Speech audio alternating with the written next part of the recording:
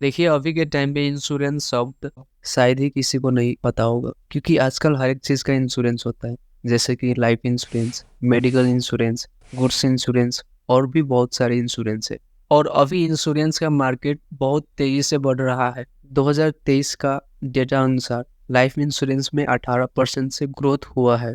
India में around 60 crore लोग कोई ना कोई इंश्योरेंस करवा रखा है। तो क्या सच में इंश्योरेंस करवाना फायदेमंद होता है या नहीं? और दूसरी बात, इसका शुरुआत कहाँ से हुआ और क्यों हुआ था, सबके बारे में जानते हैं आज के वीडियो में। तो चलिए वीडियो को शुरू करते हैं। सबसे पहले बात करते हैं कि इसका शुरुआत कहाँ से और क्यों हुआ था। देखिए, इंश्योरेंस बहुत टाइप्स के हैं। सबका शुरुआत एक ही टाइम पीरियड और एक ही इवेंट से नहीं हुआ है। इसीलिए इंश्योरेंस का शुरुआत किसी फिक्स डेट और किसी एक इवेंट से हुआ था बताना मुश्किल है। लेकिन दो तीन पॉपुलर थियरी है जिसको कंसीडर किया जाता है कि इंश्योरेंस का आइडिया यही से ट्रिगर हुआ था। फर्स्ट है रोमन ब्यूरियल सोसाइटी। इटली में एक रोमन एम्पायर हुआ करता था अराउंड 1600 वर्ष पहले। ये लोग एक ब्यूरियल नाम के सोसाइटी चलाता था, जिसमें ये लोग मंथली बेसिस पे लोगों से कोइंस लिया करता था उसके सर्वाइवल पीरियड में। और जब वो इंसान मरता था उसके बाद उसका फ्यूनरल का खर्चा ये सोसाइटी देखता था। ब्यूरियल सोसाइटी जैसे चलता था वैसा ही आज का इंश्योरेंस भी काम करता है। इसीलिए माना जाता है कि इंश्योरेंस का आइडिया यहीं से आया था। दूसरी थियरी है the great fire of London. देखिए, बहुत साल से पुडिंग लेन एक फेमस बेकरी स्ट्रीट है लंदन में। 1666 के दौरान ये स्ट्रीट में खाली लकड़ियों का घर हुआ करता था। एक दिन अचानक से एक घर में आग लग जाती है, जो कि धीरे धीरे बहुत घरों को जला देता है। उसके बाद बेकरी ओनर को फिर से घर बनाने के लिए बहुत दिक्कत होता है फाइनेंशियली। इस इवेंट को देखते हुए वहाँ का सरकार फायर इंश्योरेंस का शुरुआत करता है। लेकिन ऐसा माना जाता है कि ये सबसे पहले ही इंश्योरेंस का शुरुआत हो गया था समुंदर से। अभी के टाइम में सामान एक देश से दूसरे देश फ्लाइट, ट्रेन, ट्रक से भी एक्सपोर्ट इंपोर्ट होता है। लेकिन एंशिएंट टाइम में गुड्स पानी जहाज से ही इंपोर्ट एक्सपोर्ट होता था, समुंदर के थ्रू। एक्सपोर्ट इंपोर्ट करते टाइम बहुत गुड्स डैमेज हो जा रहा था डिफरेंट रीजन के कारण। इसके कारण लोग ज्यादा इंपोर्ट एक्सपोर्ट करने में इंटरेस्ट नहीं ले रहा था। इसीलिए शिप ओनर को काफी नुकसान होने लगा। उसके बाद शिप ओनर ने ये प्रॉब्लम का सलूशन निकाला कि अगर आप गुड्स शिप के थ्रू बेचते हैं तो अगर गुड्स को कुछ भी होता है तो मैं आपको गुड्स का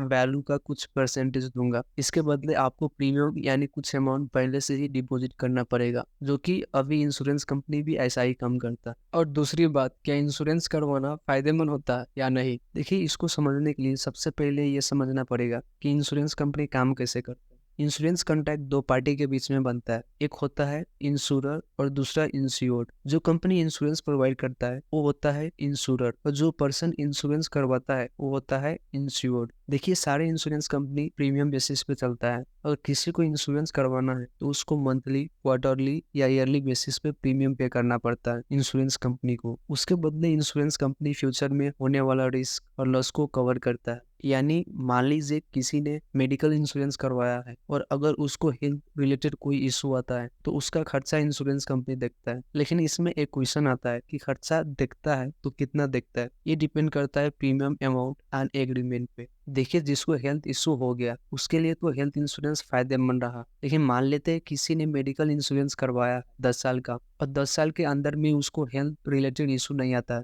तो क्या उसका टोटल प्रीमियम अमाउंट रिटर्न मिलता है मैच्योरिटी के बाद यानी 10 साल के बाद? तो इसका आंसर है नहीं, क्योंकि इंडिया में 95% इंश्योरेंस कंपनी मैच्योरिटी के बाद पैसा रिटर्न नहीं करता है। एक लाइफ इंश्योरेंस है term plan with return of premium बोल के, जो कि मैच्योरिटी के बाद प्रीमियम अमाउंट रिटर्न करता है। ये काम कैसे करता है एक एग्जांपल से समझते हैं। एक रवीन नाम का अंकल जी है जिसका एज है अराउंड 30 ईयर्स, जो लाइफ इंश्योरेंस करवाता है with term plan with return of premium 30 साल का। तो इसमें दो कंडीशन आता है। एक तो अंकल ये इंश्योरेंस खत्म होने के बाद भी जिंदा है, तो इस वाला कंडीशन में अंकल को मिलेगा total premium amount plus interest. और दूसरा कंडीशन है अंकल जी का डेथ हो जाता है 30 साल से पहले ही। इस वाले में भी टोटल प्रीमियम प्लस इंटरेस्ट मिलता है जो नॉमिनी होता है इस कॉन्ट्रैक्ट में।